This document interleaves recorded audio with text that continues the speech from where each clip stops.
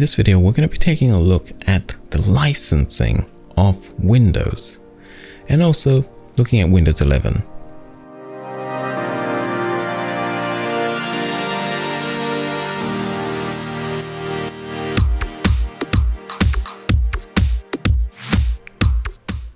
Hi guys, this is Kevin for Pixavert.com.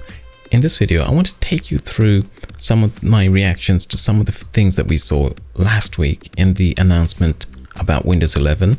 And we're also going to be talking at some depth about the licensing of Windows, which I think is an interesting point given that announcement about Windows 11 last week. Now, we're going to start off talking about something that really caught my eye in the announcement. That was a presentation by Philip McClure, one of the product managers at Microsoft. He was talking about haptic feedback. With Windows 11, we're enabling haptics to make using your pen even more engaging and immersive. Now, this is going to be introduced in Windows 11, and what they're saying is that there are controls within Windows 11 that will allow haptic feedback for pens and other devices. It's obviously difficult to demonstrate on a video, but he seemed quite excited about it. There hasn't been much update since the announcement, but it's one of those things that I really found interesting and I wanted to mention it. And I think it'll be interesting to keep an eye on developments in this area over the next few months. Another development that really caught my eye, a little bit negative in this case, was that they announced that they were getting rid of Paint 3D from Windows 11. Now, Paint 3D has been part of Windows 10, but it's disappearing from the default builds in Windows 11. And the reason that caught my eye is that it's actually a fairly powerful piece of software. It's something that I haven't used very much, but when you do go into it and start playing around, it does seem extremely powerful. I don't know what it means, the fact that they're getting rid of it. Does it mean that they're getting rid of it completely? Or are they just removing it from the default installations? Are they going to keep it on the Microsoft Store where you can download it and use it now? Or are they coming up with something better? But there are quite a number of software packages that they are removing from Windows 11, including Cortana and Skype. Now we move on to the main subject matter, Windows 11 and Microsoft licensing of Windows. When Microsoft came out with their announcement last week, you could go to their website and download a piece of software for checking the compatibility of your system with Windows 11. I did that. My system was not compatible.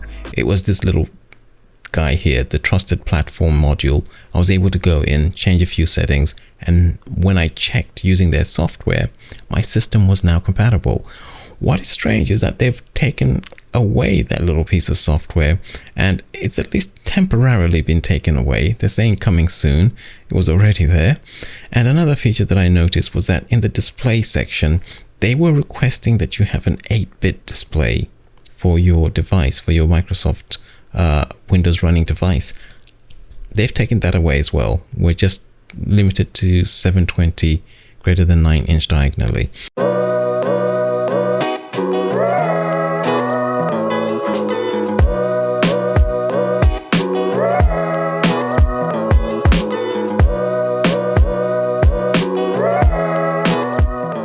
Let's talk about licensing of Windows. I think with all this talk of Windows 11, the licensing of Windows is an important issue to look at. I'm going to be getting a new PC. I'm going to be building a new PC. That PC is going to have two versions of Windows. My main version of Windows I'm going to use day to day, and a build of Windows that I'm going to use. I'm going to install Windows 10, and I'm going to use that to upgrade to Windows 11 whilst the testing for Windows 11 is taking place. It's going to be a testing installation, probably just something on an SSD drive. Now, I'm going to need another version of Windows for that because you can only install Windows once on one PC under one license. Now, the options that I've got are Windows Home, Windows 10 Home, Windows 10 Pro, but there's another version that I think most people have never heard of, which is the Windows 10 Pro for workstations. Now I'm on the Microsoft website. You can go and download these. The 10 is for home is $140, $200 for Pro, and $310 for the Pro for workstations. Now I think people know most of what there is to know about Home and Pro. Pro is exactly the same as Home, but you get Windows Defender antivirus, so you don't need your own antivirus. You can get data encryption with BitLocker. You also get this interesting idea, which I've never actually tested, which is the ability to run virtual machines with Hyper-V. With Windows 10 Pro for workstations, you get a bunch of other stuff as well. You get the resilient file system, which they say is designed for high fault tolerance and handling large data volumes. Now, this stuff is designed for what they describe as advanced users and small businesses that want enhanced functionality with the ability to compute intensive workloads. Now, if you go to Amazon, we're on Amazon.com right here. Amazon, if you go to the software section, you can choose to get your stuff from the seller, Amazon.com. They've got Amazon.com, Amazon.com. I don't know why they've got multiple versions of Amazon.com, but if you restrict your selection just to Amazon, you get legitimate copies, and to upgrade to Windows 11 you will need a legitimate copy of Windows 10. That's all you're going to need. It's going to be a free upgrade. The versions they've got here are slightly different. They've got the OEM version, and the OEM version means original equipment manufacturer. The advantage of this one is that it's slightly cheaper than the retail package that we were looking at from I'll have links to all of these websites. The Microsoft one allows you to download the software, install it. You can then upgrade your PC and you can keep the installation of Windows. It will still be activated. And you can also take the Windows installation and put it on a different PC. So you can have a complete upgrade to a new machine and still use the same license. With these OEM ones, they stand for original equipment manufacturer, and they're the ones you're going to be using if you are a large volume provider of machines, of PCs. These guys here, they allow you to install the software once. They're single use. If you do a major upgrade, the software will deactivate and you'll need to buy a new license. If you want to move to a new PC, if you want to have a completely new build and you use this software, you will have to purchase a new license. So it's a question of either buying cheaply now and then paying later, or buying a little bit more expensively now and having more flexibility later on. I want to take a little bit of a further look at that Windows 10 Pro for workstations. This is the description page or the detail page for the Windows 10 Pro for workstations. What they mention here, there's a whole lot of stuff, but they mention that it significantly reduces CPU usage, and they say that allows for more computing power for big applications like Autodesk or Adobe Creative Suite.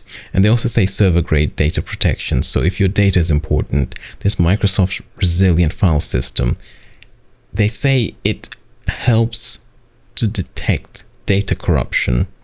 It allows you to back up to multiple mirrored drives, helps to detect data corruption, and then it repairs itself. If the data is damaged, it repairs it across all the drives, making sure that you're working with what they call clean data. There's a lot of stuff in here which is useful for people that are running small businesses or running even large businesses, and there's an expert there who can take care of the IT stuff. So I think that's one where maybe people are kind of missing out a little bit because they're not aware of the power and the functionality of this version of Windows. Now finally, hardware. Now I'm going to be building my own machine. I'm going to be getting my version of Windows 11. I'm going to be getting my version of Windows 10 and upgrading it, but I'm going to make sure that I'm not running the test version of Windows 11 on my main system. I'm going to be running it on a subsystem, on a dual boot device. But if you are buying a new device, there are already websites that are looking to sell devices that are Windows 11 compatible. We're on Amazon here. They've got a bunch of laptops and 2-in-1s that are already Windows 11 compatible. They're one of a number of websites, including Walmart, Best Buy, all of these guys in North America. I think if you want to go international, I understand Dell have got a number of machines that are going to be Windows 11 compatible, and also Microsoft Store has got quite a lot of stuff that I think that they're selling also internationally. I'll link to that below.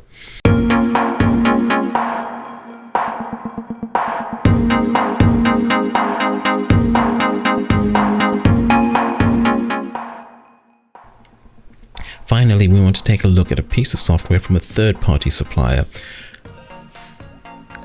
These are guys on GitHub, and they came up with a piece of software, free, open source. I'll have a download link in the description.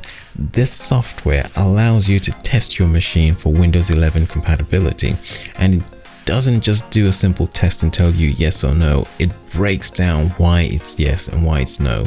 So with this particular example here, you can see that they haven't got secure boot. They haven't got a boot method which is appropriate for Windows 11, and it's broken down what you need to fix. If you're a more advanced user, you might be able to get some benefits from running this software and checking your system in a thorough way.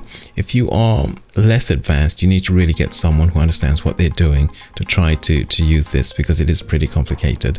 And I think if you're someone who's done a custom build, you might be able to just quickly go through and change some of the settings, or you might find actually that there are some hardware requirements that you need to upgrade to.